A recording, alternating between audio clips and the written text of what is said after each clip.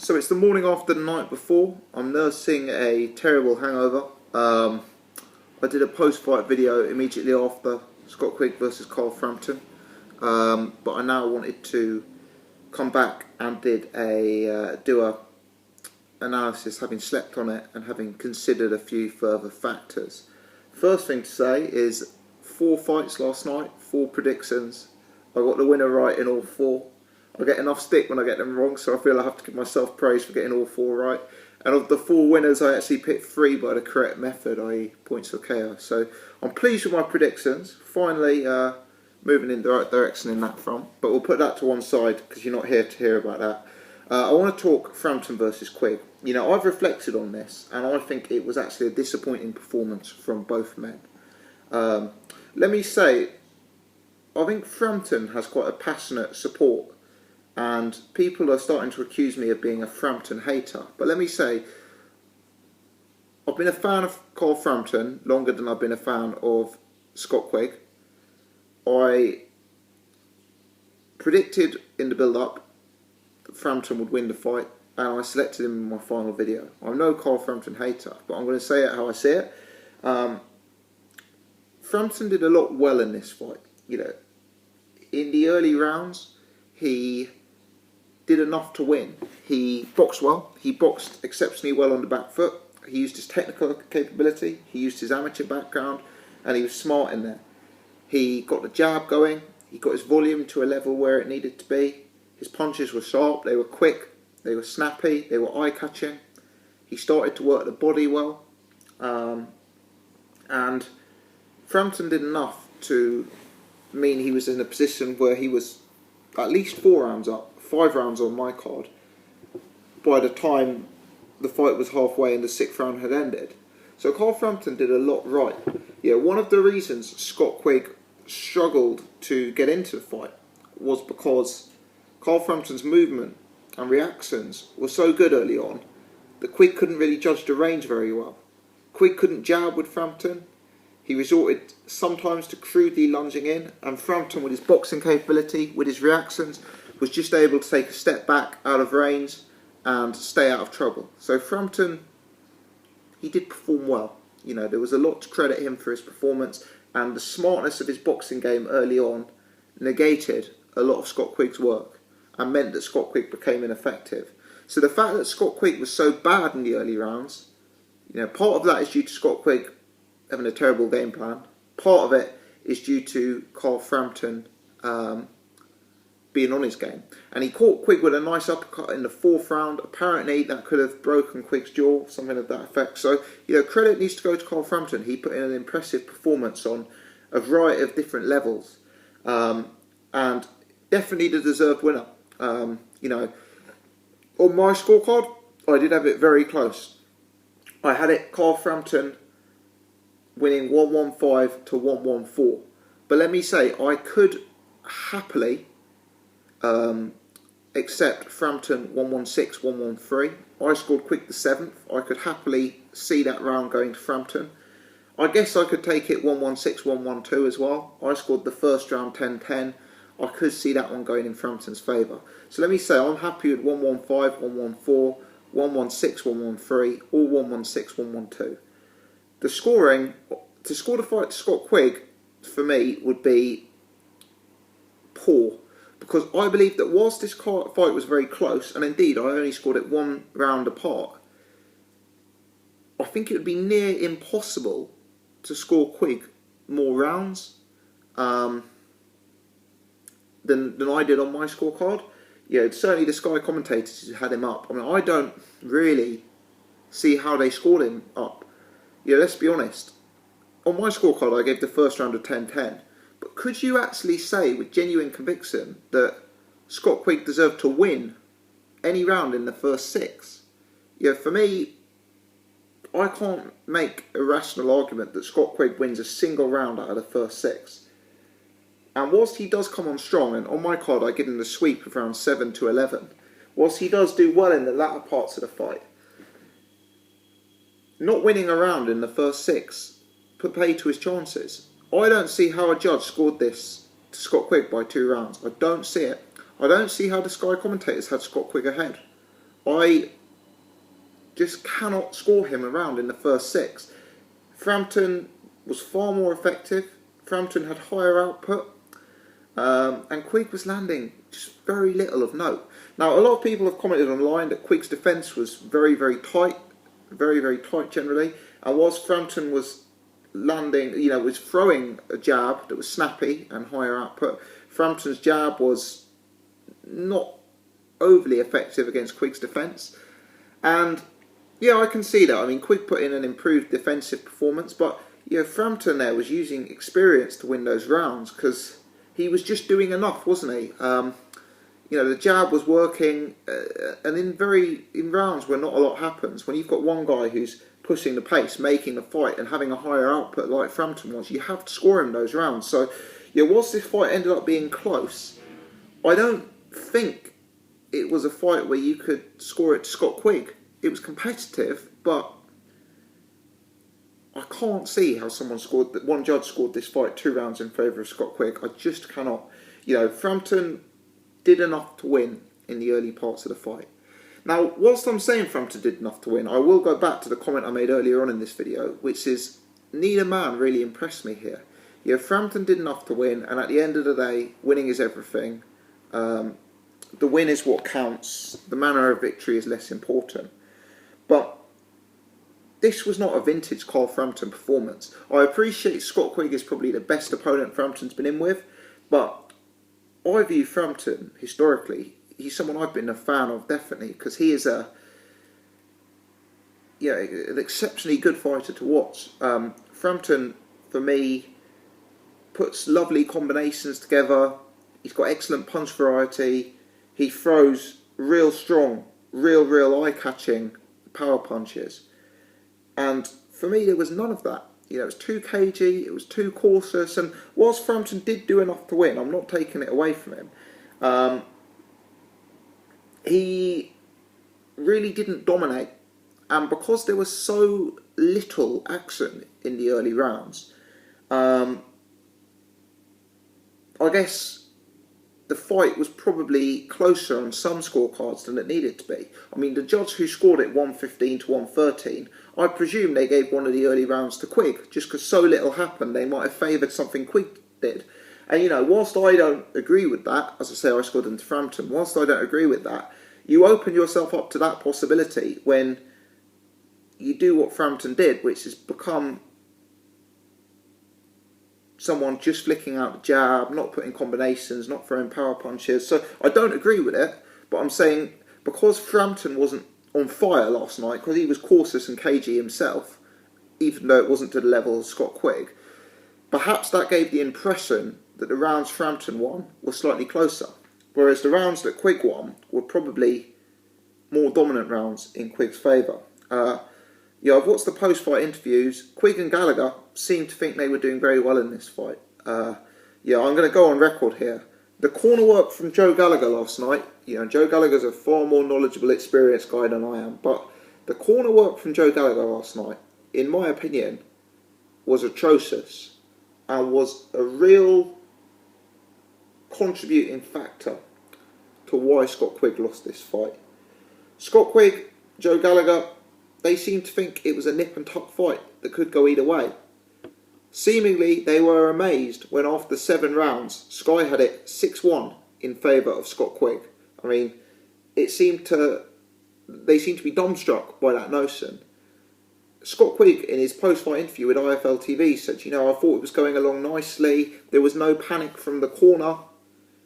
As I said in my post-fight video, Joe Gallagher told Scott Quigg not to take any unnecessary risks after the 6th round.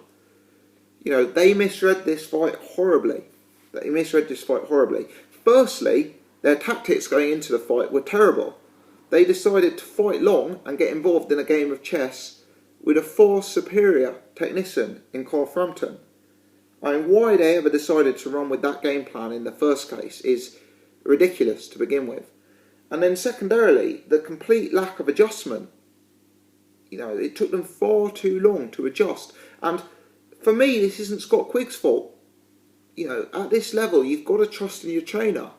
And if he's getting a message from his corner, the fight's going well, you don't need to take a risk, then he's not going to make the adjustments. Yeah, for me, it was a real flawed game plan from Joe Gallagher, combined with terrible corner work. Too little, too late.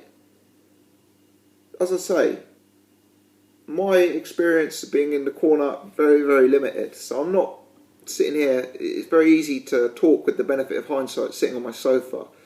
But I'd like to think if I was his corner man, at the end of round 3, I'd be saying to him, "What are you doing? You've barely thrown a punch. You've let him take a huge head start." Quigg not only was playing completely into Frampton's game plan, he was also not using any of his natural advantages. When did we see Scott Quigg try and close down the gaps in distance? When did we see Scott Quigg going to the body? It was remarkable. When did we see him trying to use his size? Who'd have thought that halfway through this fight, Carl Frampton would be looking like the bigger, more regular body puncher? I mean, Scott Quigg put in a terrible performance. Too bad to be believed in the first 6 rounds. I don't know what he was doing. I don't know what Joe Gallagher was doing. You could say he became tentative if he had a jaw injury. Fine. But that was after 4 rounds. I mean, what was he doing in the first 4 rounds? He just gave himself no chance of winning any of those rounds, certainly in my book. It was a very poor performance from Scott Quigg, and a frustrating performance from Scott Quigg, because he showed in the second half of the fight that he potentially could put Carl Frampton in a lot of trouble. Frampton fans won't like me saying this, but I'm calling it how I see it. Frampton looked, although I give him credit, he rallied very well in the 12th and final round, but in the 10th and 11th round he looked in trouble for me. It looked like Scott Quigg could hurt him. It looked like Frampton was flagging slightly in terms of stamina.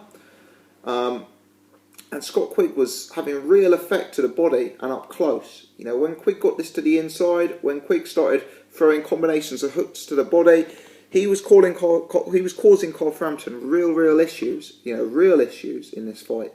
So it was frustrating from Quigg, because it was evident he could do so much better than he actually did.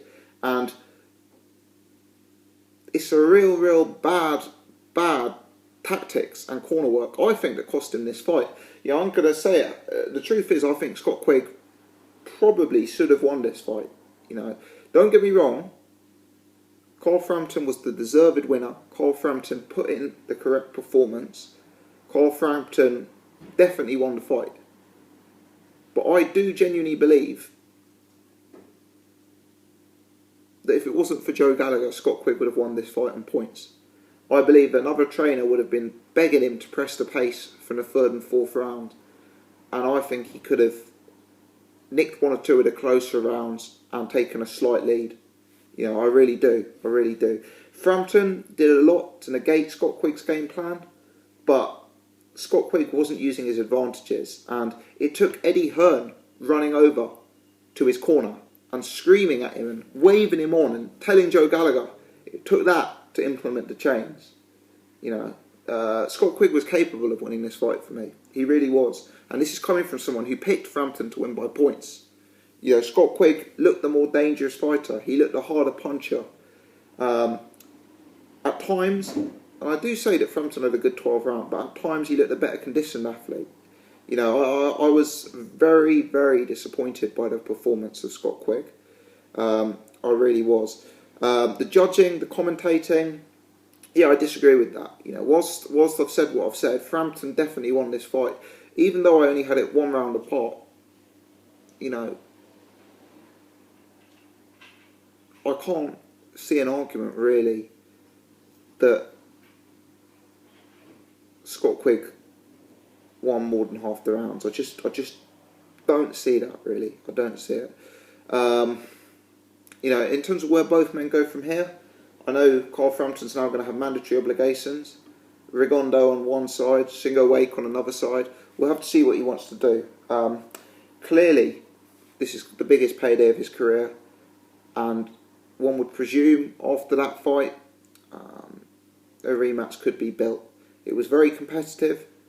Scott Quigg got tactics wrong. Scott Quigg supposedly suffered an injury halfway through. It wouldn't be too complicated to build that into a good story for a rematch.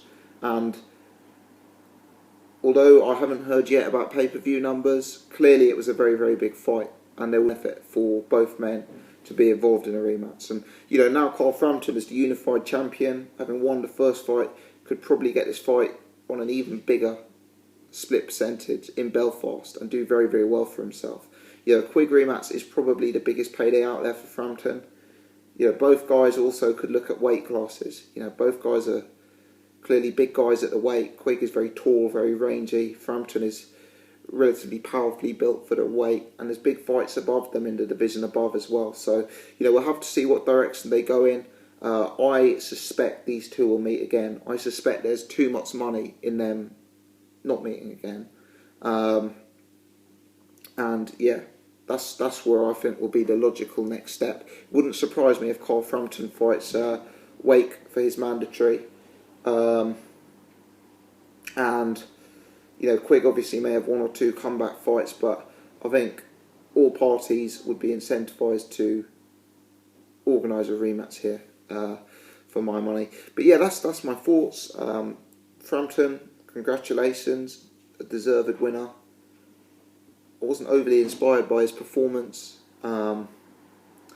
He did some subtle technical boxing things well. His movement was good. You know, both fighters showed decent defence at various points throughout the fight, but offensively, I thought both fighters were quite flawed. Maybe it was the big occasion, maybe it was the circumstances. Quigg didn't give himself enough chance early on, had horrible corner work, horrible tactics, left it too late. Frampton won the early rounds without looking too devastating, you know. Didn't really get his combinations going, didn't really get his power punches going. You know, there we are. It was an intriguing fight in its own way. It was very dull for the first 6 rounds, and then it warmed up a bit. But when you're so bought into a fight and when it's quite tight, it's always an intriguing fight. But probably by no means a classic, albeit with 1 or 2 very exciting rounds later on in the fight. Let me know your thoughts on this. You know, let's talk the commentating, let's talk the judging. Can you see any way of scoring this fight for Scott Quigg? I just think the way the fight broke down, even though I had it very close, you couldn't pick Quigg to win based on the action. And let's talk Joe Gallagher. You know, what were the tactics? Why did they try and jab with Carl Frampton? Why did they try and fight long with the superior technician? Most importantly, why did they leave it till so late to turn on the gas? How could they think they were in the fight? You know, how did that go wrong in such a big fight? How could they get that critically so wrong? I don't understand it. I believe Quigg could have won the fight if he'd had a different trainer. If he started earlier, if he tried to close the gaps, if he started banking punches to the body early on, he could have won. Did Joe Gallagher cost Scott Quigg this fight?